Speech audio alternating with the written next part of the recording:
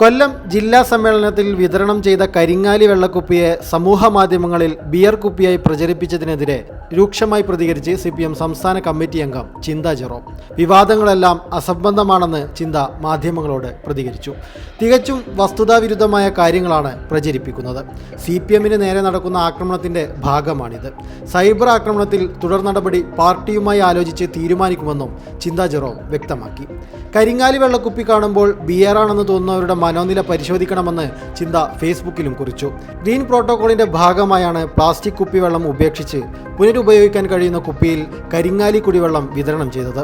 ഇതിന്റെ ചിത്രങ്ങൾ beer കുപ്പിയാണെന്ന മട്ടിലാണ് social മീഡിയയിൽ ഇടതുപക്ഷ നന്നാക്കികൾ പ്രചരിപ്പിക്കുന്നതെന്നും ചിന്ത ജെറോം ചൂണ്ടിക്കാട്ടി. കൊല്ലം ജില്ലാ സമ്മേളന വേദിയിൽ വെച്ച് ചിന്ത ജെറോം ബിയർ കഴിച്ചെന്നാണ് സമൂഹ മാധ്യമങ്ങളിൽ വ്യാപകമായി പ്രചരിപ്പിച്ചത്.